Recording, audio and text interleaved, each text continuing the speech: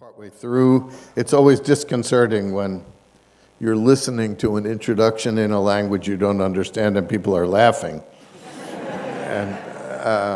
But I think the gist of it was there's nothing new in behavioral economics. Adam Smith said it all.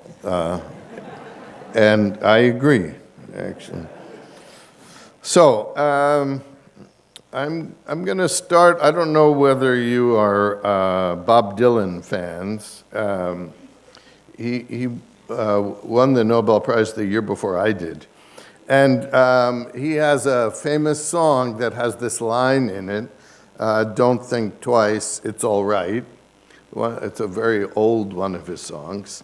And I'm going to twist that today and say to economists that we're going to have to stop and think twice because it might not be all right.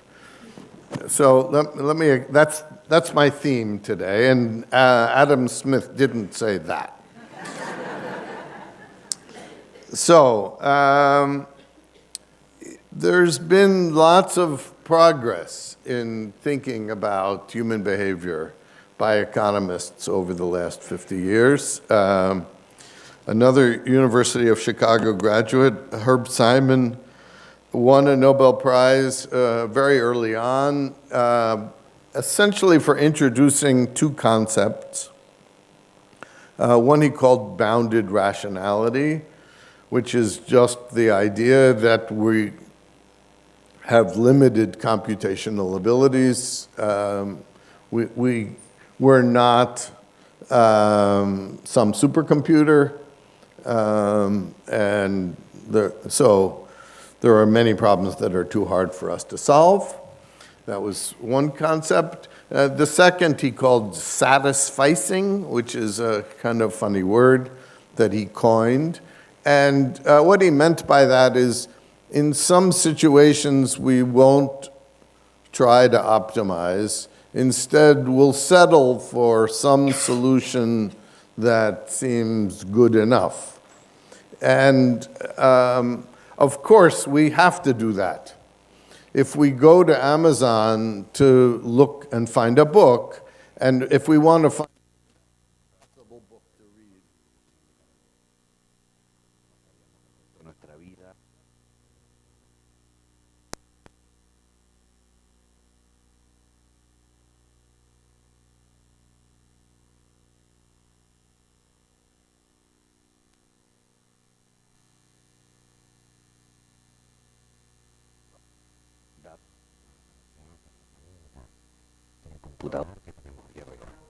Así que eso, esos son conceptos importantes. Y voy a decir nada.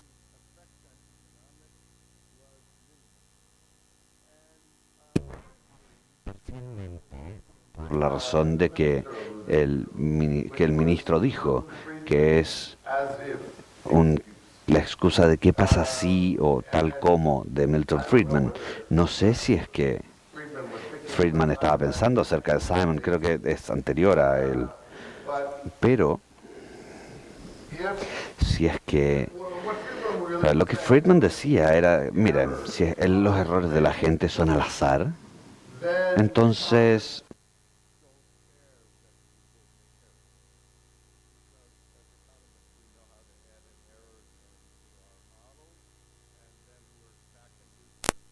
listo de nuevo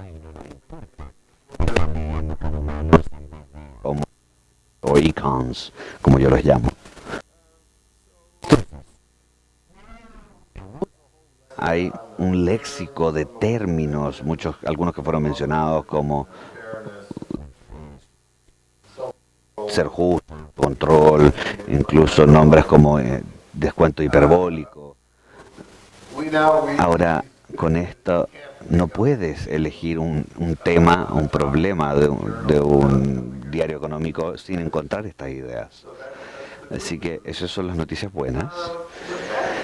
Lo malo es que los economistas, el primer instinto de un economista se mantiene el mismo que siempre, que es confiar en las dos herramientas principales de la teoría económica, que son optimización y equilibrio. Si es que conocen esas dos cosas básicas, en cualquier examen de microeconomía la respuesta es o la gente optimiza o suministro costo-demanda. Eso les va a llevar les va a dar un 5 en cualquier examen. Así que si es que toda la teoría económica está basada en esas dos cosas, entonces se nos está olvidando algo. Entonces, mi gran amigo Daniel Kahneman tiene un libro que se llama Pensando rápido y lento. Muchos de ustedes han tenido este libro en sus manos porque se ha vendido millones de copias. Y el título se refiere al hecho de que Kahneman habla acerca de nuestro proceso de pensamiento como de dos tipos, sistema 1, y lo vamos a llamar sistema 1 porque es más antiguo, es más viejo, es rápido e instintivo. Si es que alguien les tira algo a ustedes o lo esquivan o lo agarran. Están usando sistema 1. Si es que se detienen a averiguar la trayectoria del objeto y su velocidad, ustedes van a tener muchos problemas. El sistema 2 es lento y reflectivo. Así que si es que ustedes tratan de pensar acerca de cuánto dinero necesitas para poder comprar una casa, entonces tienes que hacer algunos cálculos, quizás abrir una hoja de cálculo de Excel y hacer algo de investigación. Así que eso es el sistema 2. Ahora, mi tema de pensar dos veces dice que ahora ya es hora de que los economistas hagan lo que yo llamo economía de sistema 2. Ahora, piensen dos veces antes de hacer lo que se les viene naturalmente a la cabeza. La charla es que yo voy a recorrer una lista de cosas que los economistas hacen usando sistema 1 y diciendo que deberían usar sistema 2. Entonces, un tema importante de la charla es, y si es que voy a decir, aquí está el principal error de la forma en la que los economistas hacen economía, es que utilizan un modelo para dos herramientas muy distintas, dos tareas distintas. Y eso es, utilizamos un modelo y está hecho para describir la solución óptima para un problema y para describir lo que la gente hace. Entonces, como si lo que Friedman decía era los jugadores juegan como si estuviesen solucionando sistemas complejos, ecuaciones diferenciales complejas en su cabeza antes de hacer un tiro. No lo están haciendo, pero actúan como si lo estuvieran haciendo. Así que cuando describimos un modelo tenemos que pensar acerca de qué estamos tratando de hacer. Estamos tratando de decir qué es lo que haría una persona muy inteligente en esta situación, qué es lo que aconsejaríamos a una empresa si fuera consultor y me preguntan cómo maximizar las ganancias, cuál es la respuesta que debería dar. Esa es una pregunta. Segundo es qué hace la gente realmente. Aquí hay un ejemplo, por ejemplo, Google Maps o algún otro sistema de GPS calcula la ruta óptima para ir de A o B, a B, de mi hotel esta mañana al campus. Y si es que quieren conocer la ruta óptima, system like that, buscar un sistema como ese que es inteligencia artificial, ¿cierto? that's Entonces, ese es un buen sistema. I'm going to come back. Voy a volver a esto más adelante en la charla. But there's Ahora, pero hay otra pregunta que podemos hacer, que es, what route do most people la mayoría de la gente, ¿qué ruta tomaría? could be different, Y eso podría ser distinta, right? Because ¿cierto? Porque si no tienen the app open, la app abierta, maybe they follow. quizás siguen alguna ruta habitual. So Así que esta es la pregunta que quiero que los economistas piensen permanentemente, que es, ¿qué estoy tratando de hacer? ¿Estoy tratando de responder la primera o la segunda pregunta? Y am I going to get the same? voy a obtener la misma respuesta. So Entonces, acá hay una ilustración de la segunda respuesta. Sabemos lo que la gente hace. okay, here's the Así que, bueno, aquí está la primera. you can't Ustedes no pueden, como dije, no pueden abrir un diario o una publicación hoy en día y no encontrar alguna referencia a algún concepto del comportamiento, pero es difícil encontrar un paper que no word tenga la palabra maximizar X en algún lugar, porque eso es lo que suponemos que la gente hace. so some Así que algunas preguntas que vale la pena hacer antes de escribir un modelo basado en eso. Uno sería, ¿a quién estamos estudiando?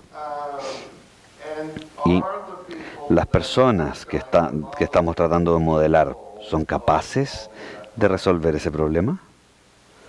so Entonces, consideren ahorrar para su retiro, para su jubilación.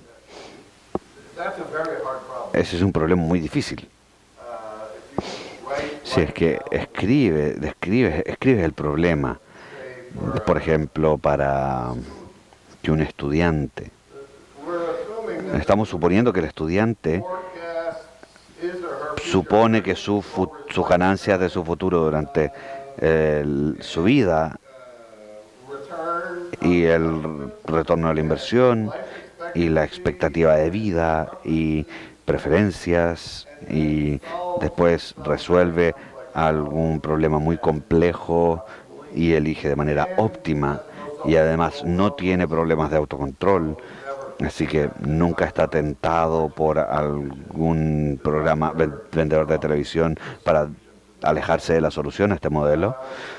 and Y that problem is ese problema es fácil compared comparado con la segunda parte del ahorro del ciclo de vida, el cual hasta Modigliani ni siquiera habló de esto, Modigliani, que es lo que haces cuando tienes mi edad y se supone que deberías haber dejado de trabajar. I didn't get that. Nadie me dijo eso a mí, But pero so entonces, si es que in retirement, estás retirado, think about the piensa acerca del problema de couple una pareja that has a nest que tiene of say $1 million. $1 millón guardado y quiere Spread that out esparcir eso over their durante su vida conjunta y posiblemente dejar algo después. Eso es un problema muy difícil,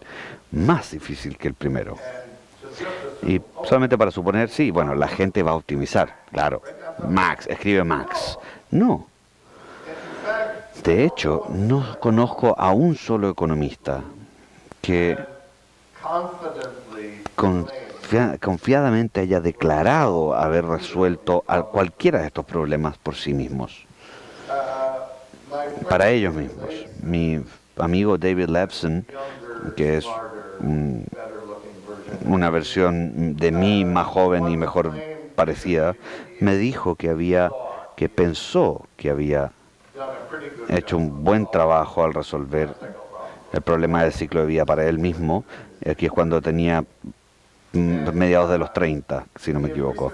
Y él recientemente se había casado to a mathematician con un matemático, así que eso agregó plausibilidad a la idea de que podía resolver este problema.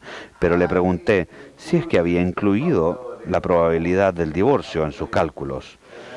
Y él dijo, bueno, sí, tiene razón. Así que otra pregunta que tenemos que hacer es, ¿qué tan seguido se hace esta prueba? Ahorrar para la jubilación una vez, a no ser que creas en reencarnación. Así que no obtenemos mucha práctica. Si es que despiertas a los 60 años y te das cuenta que tienes los ingresos de un año ahorrados, probablemente te diste cuenta que eso no es suficiente, pero ya es demasiado tarde para hacer algo acerca de eso. Así que es un problema que la mayoría de las familias ha aceptado, es cuánta leche comprar cuando van al supermercado. Saben cuánto usan, saben, y tienen mucha práctica haciendo esto.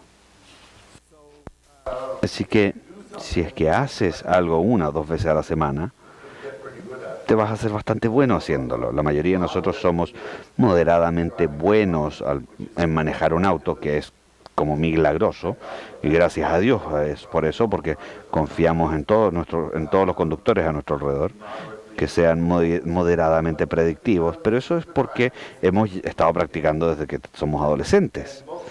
Y la mayoría de los adolescentes no son muy buenos haciendo eso. Pero mientras más grandes las cosas de las que estamos hablando, menos práctica tenemos. Te casas 1, 2 veces, no muy seguido. Comprar casas, ¿saben? 2 o 3 veces en la vida. Así que mientras más grande la elección, menos práctica tenemos. Los economistas solían decirme que lo que yo estaba estudiando eran cosas pequeñas. No, son las cosas grandes que la teoría estándar, con la cual la teoría estándar tiene mayores problemas. ¿Y cuánto feedback tenemos? ¿Cuánta retroalimentación? Los psicólogos nos dicen que la gente solamente aprende cuando hay una retroalimentación inmediata y directa. O sea, aprendes lo difícil que es apretar, qué tan duro tienes que apretar el acelerador o el freno con feedback. Si es que le pegas una patada al freno y todos se caen, bueno, dices, eso no está bien. Así que gradualmente, cuando estamos aprendiendo a manejar, con la práctica aprendemos qué tan fuerte apretar el freno. Pero si es que estamos haciendo cosas sin feedback o sin retroalimentación, entonces no aprendemos. Otra pregunta que vale la pena hacer es, ¿cómo se vería algún tipo de modelo satisfactorio y qué tipo de predicciones haría? Así que, por ejemplo, una teoría del consumo, casi lo que dijo Keynes, es que el consumo es igual a los ingresos. Ahora, para la gran mayoría de la población, eso sería el mejor modelo de consumo que podrías tener. Gasta lo que tienes o lo que ganas. Ahora, podemos mejorar eso, pero es un modelo bastante bueno. ¿Y qué pasa con haz lo mismo, el mismo trabajo que mis padres hicieron y vive en el mismo lugar? Ustedes saben, está claro que mucha gente hace eso. Si es que tenemos un modelo de búsqueda de trabajo y hay muchos modelos complicados acerca de eso. Peter Diamond, creo que parte de su premio Nobel fue basado en esa teoría, y podemos compararlo con tomen el primer trabajo que se les ofrezca o tomen el primer trabajo que sea razonablemente cercano al cual ustedes tenían antes. Ese es un modelo satisfactorio. Así que hay todo tipo de cosas que podemos considerar y pensar acerca de si eso sería mejor. Bueno, 2. Otra cosa que probablemente nos topemos en cualquier paper económico es expectativas, un modelo de expectativas. Y incluso antes de las expectativas la revolución de las expectativas racionales en macroeconomía, e incluso antes de que esto tuviera un nombre, los economistas estaban suponiendo que las expectativas no eran parciales. No había nada revolucionario acerca de introducir esa idea, que era simplemente hacerlo explícito de lo que los economistas hacían casi siempre, porque no hay otro modelo que exista. Así que, ¿ese es un buen modelo? De nuevo, tienen que pensar acerca de los modelos, los agentes que están modelando para saber si es que eso sería un buen modelo descriptivo. Y estamos hablando acerca de taxistas o gente que transa bonos. Ellos van a tener expectativas, buenas expectativas, y en algunos dominios versus otros. Un taxista va a tener mejores ideas acerca del tráfico a diferentes horas del día, y el vendedor de bonos no va a saber más acerca de las tasas de intereses. Pero si utilizamos el mismo modelo para ambos, uno de ellos va a estar muy equivocado. Hay una idea en psicología que se llama la falacia de la planificación, que es que nosotros estimamos que todo se va a hacer más rápido de lo que realmente se hace. Cualquiera que ha contratado a alguien para hacer un trabajo en la casa de construcción sabe que esto es cierto, que mi regla general es, si es que a mí me dan un estimado para un trabajo de contratista, yo doblo el costo y cuadruplico el tiempo. Así que ese es mi modelo satisfactorio. Los riesgos que están más disponibles se dice que son más probables. Se juzgan como más probables. Es un modelo de comportamiento de expectativas que difiere de el modelo de expectativas racionales. Así que una pregunta que podemos hacer es, ¿alguna profesión tiene expectativas racionales? Y la respuesta para eso es, sí, hay una. Pueden tratar de averiguar cuál puede ser. Probablemente van a estar equivocados. Los predictores del tiempo. Todos se quejan de que el tipo del clima está equivocado. Aquí hay un gráfico en el eje horizontal tenemos la probabilidad de precipitación, y en el eje vertical tenemos el porcentaje de aquellos días en los cuales hubo precipitaciones, y pueden ver que esto es una línea de 45 grados. Así se ven las expectativas racionales.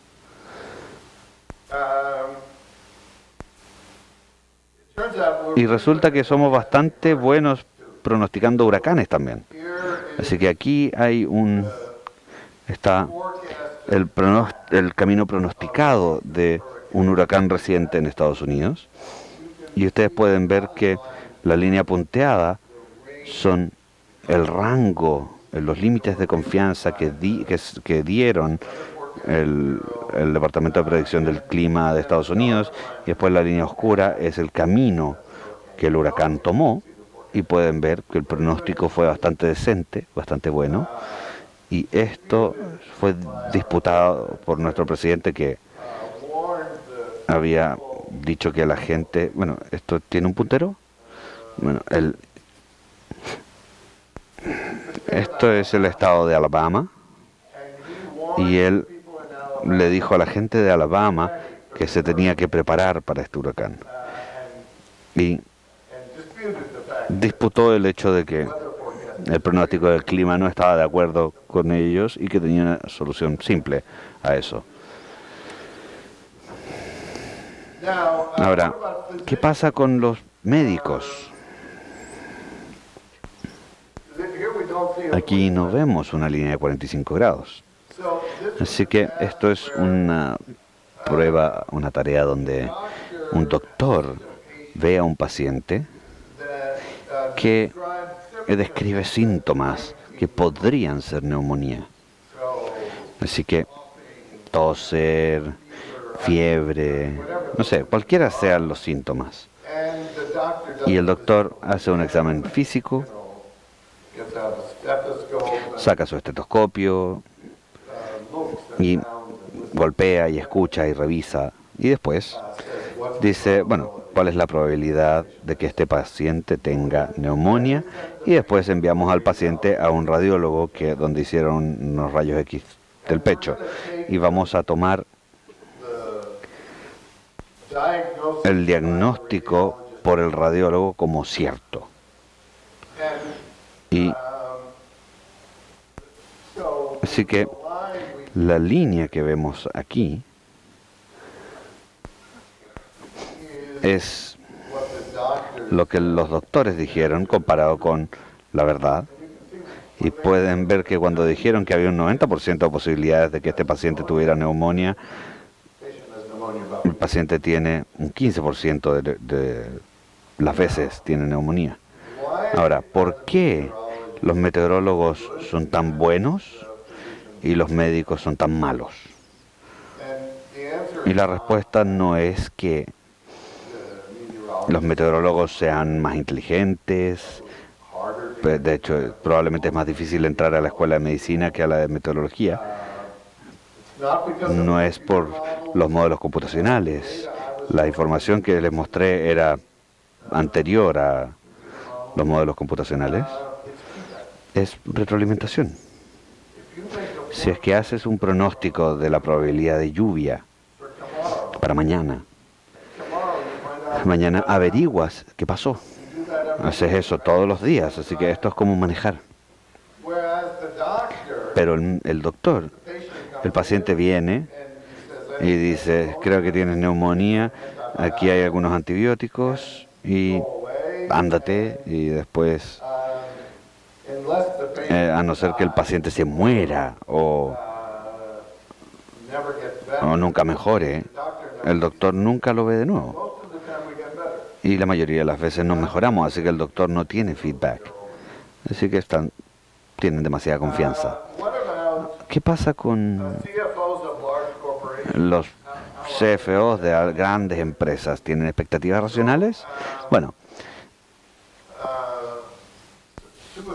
2 economistas de Duke han hecho una encuesta de CFOs, de gerentes de finanzas, en empresas grandes de Estados Unidos, 2 veces al año, pidiéndoles que pronostiquen los retornos del mercado de acciones de Estados Unidos.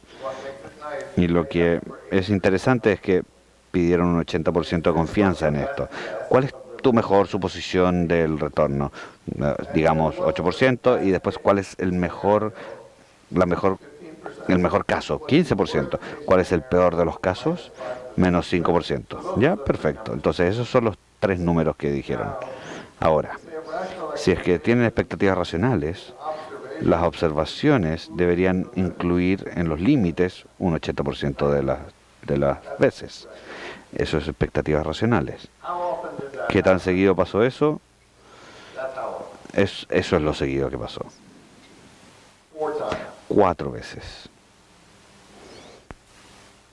Ahora, ¿cómo son tan malos? Esto parece un desastre, pero por un segundo miren las líneas verde, roja y azul. Lo siento si son daltónicos. La línea roja del medio es su estimado, su mejor suposición, y la de arriba es el mejor de los casos y la de abajo es el peor de los casos, Y noten lo angosto que es la confianza en la parte superior.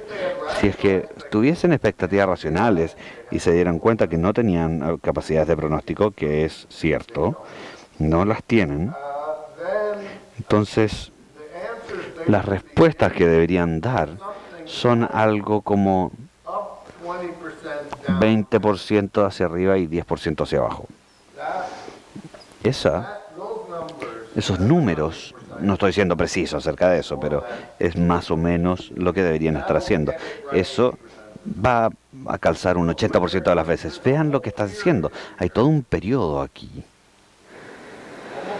casi una década, donde, bueno, 7 años, donde el peor de los casos que pudieron imaginar fue 0.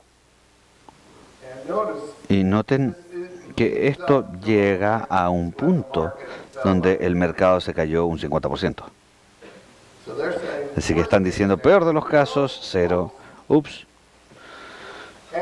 Y la única vez que su pronóstico permitía una caída importante fue al final del 2008, cuando el mercado ya se había caído. Así que después de que cae, ellos se preocupan, y cuando está subiendo, ellos piensan, bueno, que solamente sube.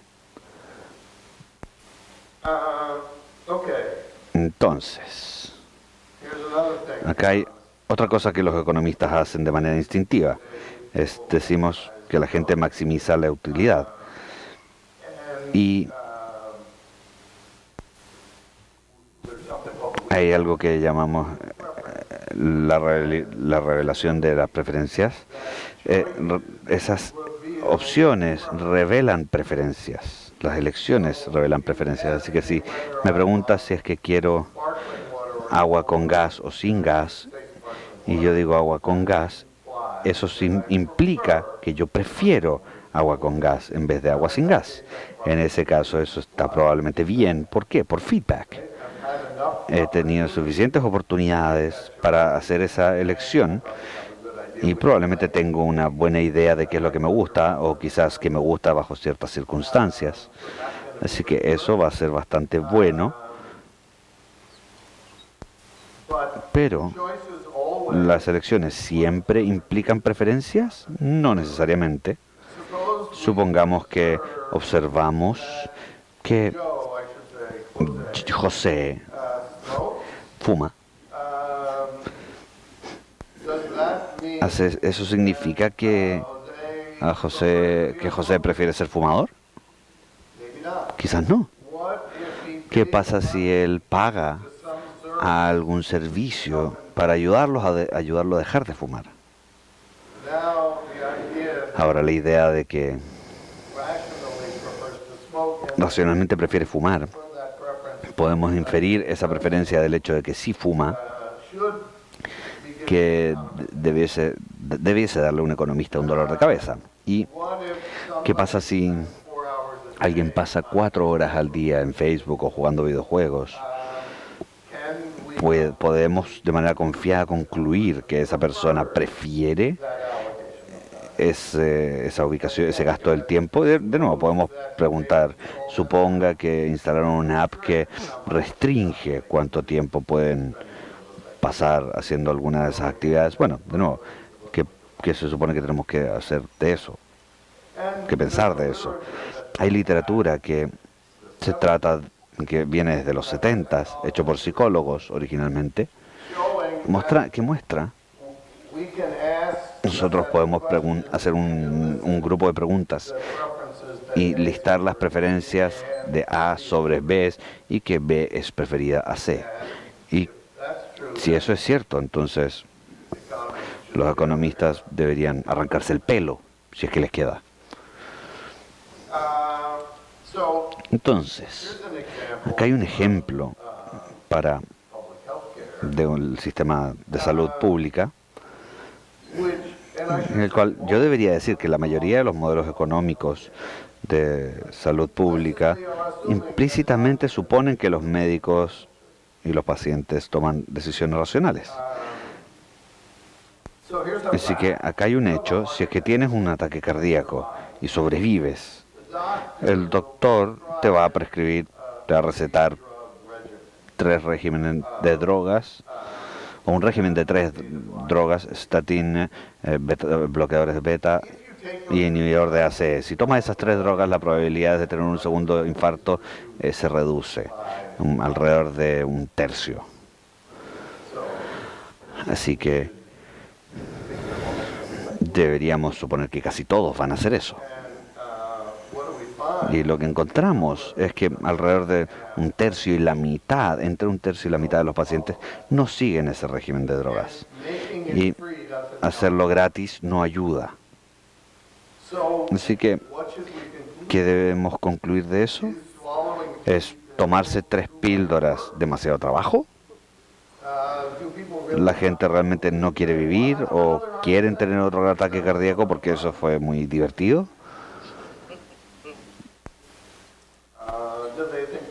¿Piensan que quizás saben más que el doctor? Bueno, necesitamos algo más aquí.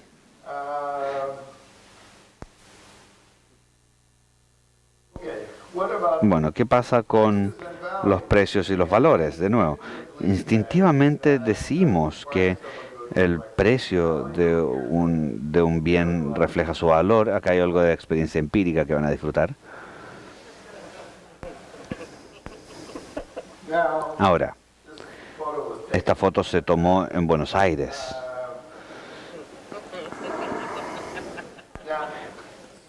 Algunas de mis colegas de Chicago dicen que esto no es evidencia de comportamiento irracional. Esto es evidencia de discriminación de precios racional en contra de estúpidos americanos. Aunque yo creo que el precio está cuestionado acá. Acá hay un ejemplo un poco más serio, pero igual de divertido. Acá hay un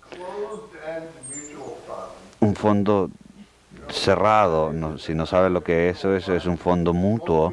La mayoría de los fondos mutuos envían su dinero y ellos compran acciones. Y en cualquier momento ustedes dicen, bueno, quiero mi dinero, y ellos les envían el valor de su inversión. Los fondos mutuos cerrados, en vez de eso, los fondos se comercian, así que ustedes compran las acciones en el mercado y ustedes las venden, y algunas veces las acciones se venden a un precio que es diferente del valor de los activos que son.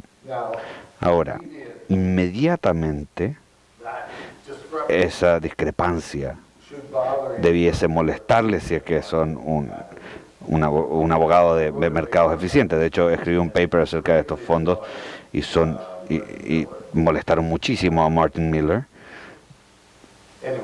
Bueno, de manera irracional, yo diría. Pero entonces había uno de estos fondos que tenía el símbolo ticker de CUBA. Ahora, a pesar del nombre, el fondo no tenía ninguna acción en Cuba. ¿Por qué? 1, porque sería ilegal. 2, no hay seguridades, no hay garantías en Cuba. Así que ahora lo que ustedes ven en esas 2 líneas, la línea negra es el valor de los activos que tienen, lo vamos a llamar valor de activo. La línea azul es el precio del fondo, y lo que pueden ver es que al principio está comerciando alrededor de un descuento de 50%. Y después, un día, simplemente salta a 70%, prima de 70%. ¿Alguna suposición de lo que pasó? Bueno, creo que les tengo que decir. Ese fue el día que el presidente Obama anunció su intención de relajar las relaciones con Cuba, el país, al cual, como recordamos, no tiene nada que ver con el fondo que tiene el símbolo ticker CVA. So much for market efficiency. Ahí está la eficiencia del mercado. What about ¿Qué pasa con competencia? Entonces, implicit assumption? una suposición implícita es que si tenemos más competencia, eso hace que los consumidores estén mejor. And let me just Y déjenme darles un par de anécdotas.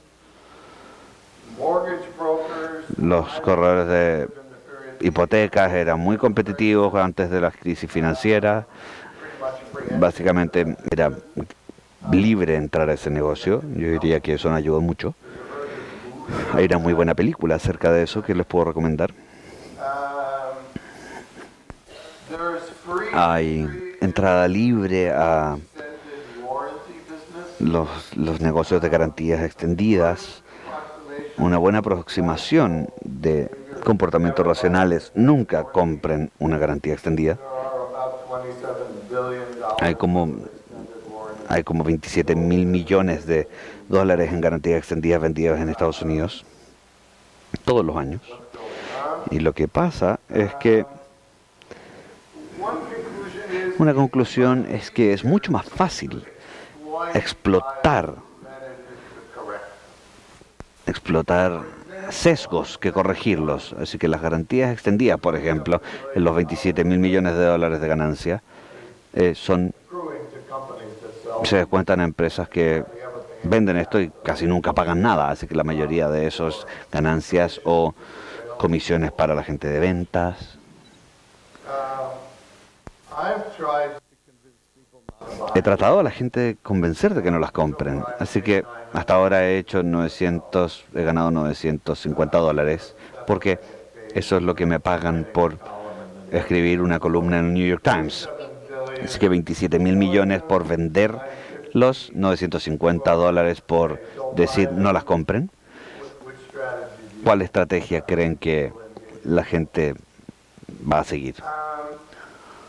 And Y this is a somewhat subtle esto es un punto sutil, pero extent to which el alcance hasta donde la competencia va a llevar a mejores resultados depende exactamente de qué tan inteligentes son los consumidores.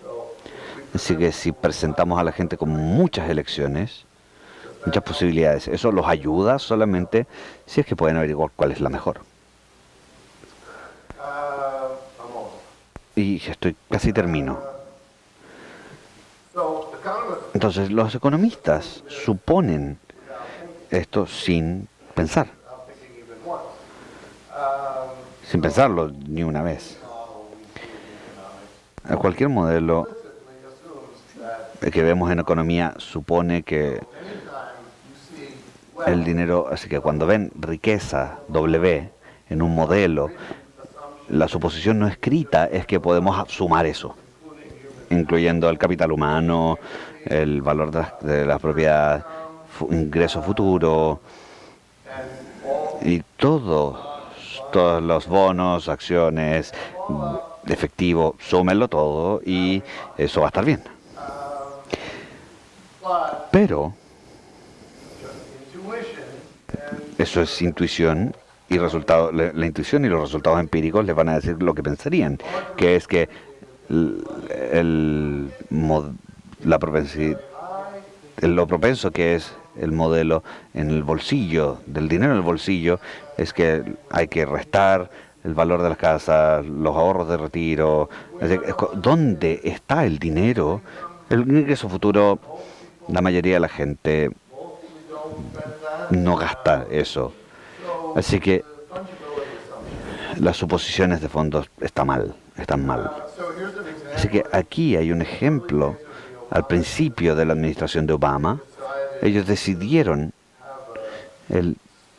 tener una reducción de impuestos para estimular alrededor de $1.000 por casa. Y la pregunta era, esto fue una pregunta que se debatió en la Casa Blanca, How should they pay? ¿cómo deberían pagar ese dinero?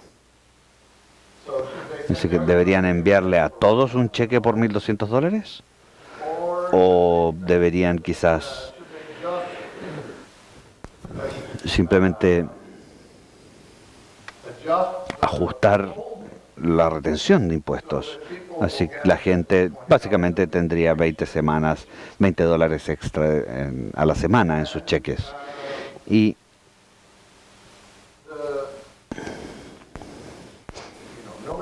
nadie sabe exactamente cuál es la respuesta. Lo que hicieron es lo que yo les habría aconsejado hacer, que fue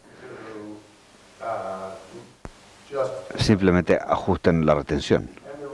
Y la razón es, recuerden que hablé acerca de mi modelo de consumo favorito, que es consumo igual a ingresos. Así que la gran mayoría del público está gastando su cheque completo. Así que si es que lo aumentan, lo van a gastar. Pero si es que obtienen un salto o un bulto, la tendencia de ahorrarlo es más grande. Y en ese momento lo que querían era que la gente lo gastara. Y así que eso es lo que hicieron. Creo que eso fue económicamente la movida correcta, pero políticamente la equivocada porque nadie se dio cuenta. Es que probablemente fue la decisión equivocada, pero buen raciocinio. Los economistas algunas veces están dispuestos a suponer que los consumidores son irracionales, pero cuando se trata de empresas piensan que son muy inteligentes. Y no voy a decir mucho acerca de esto, pero sí voy a decir que las empresas mal manejadas pueden durar por décadas. Y eso es, General Motors es un buen ejemplo. Esto es algo acerca de interés personal, interés propio. Yo les puedo hablar de equipos de deportes que no parecen ser manejados muy racionalmente. Un ejemplo es, para los fans del básquetbol, es que cuando la NBA presentó el tiro de 3 puntos, por décadas los equipos simplemente no los usaban. Si recuerdan, Larry Bird era muy bueno haciendo tiros de 3 puntos y hacía como 2 por juego. Podía encestar un 40% de estos tiros. Y tengo un amigo que es el gerente general de los Houston Rockets y ellos tiran como 40 tiros de 3 puntos por juego, y yo lo presenté como la persona que fue lo suficientemente inteligente de que averiguar 4.3 por 3 es mejor que 0.5 por 2. Y eso es aproximadamente correcto. Así que tomó como 2 o 3 décadas que la gente hiciera esos cálculos. Ahora, ¿qué pasa de uniones y fusiones y adquisiciones? Resulta que los gerentes generales sobreconfiados es más probable que compren otras empresas, y mientras más confiados son peores las adquisiciones. Y les voy a mostrar simplemente esto, porque quiero dejar tiempo para la discusión. Así que, ¿cuáles son las implicaciones de política para esto? De esto, es que si la premisa que la gente elige por optimizar está equivocada y la gente comete errores, entonces al menos en teoría es posible mejorar los resultados sin eliminar las opciones. Esto es lo que el libro Nudge se trata, que yo escribí con Cass Sunstein, y esos son como pistas. Nudges son como pistas. Un GPS es un nudge, una pista. Ustedes escriben el destino. Esa fue su opción. Ustedes decidieron dónde querían ir. Y puedes ignorar el consejo. Eres libre de ignorarlo. Todo lo que queremos hacer es hacer que el mundo sea más fácil de navegar. Y me voy a saltar esta diapositiva.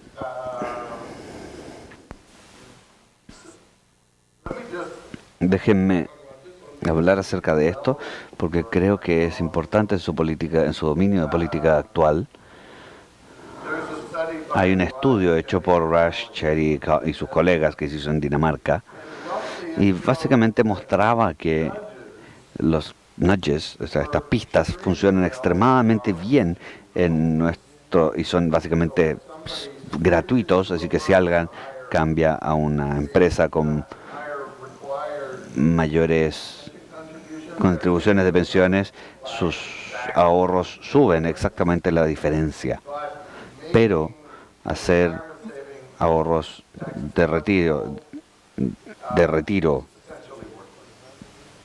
y que no sean afectos a impuestos es básicamente inútil y es principalmente una contribución a los ricos. Así que si queremos aumentar los ahorros de retiro, la forma menos efectiva de hacerlo es subsidiar el ahorro de los ricos conclusiones. Distingamos entre modelos normativos y descriptivos. Deshagámonos de la economía de comportamiento y hagamos que la economía sea lo más de comportamiento que tenga que ser. Y casi cualquier problema real puede utilizar un poco de economía de comportamiento para ayudar. Muchas gracias.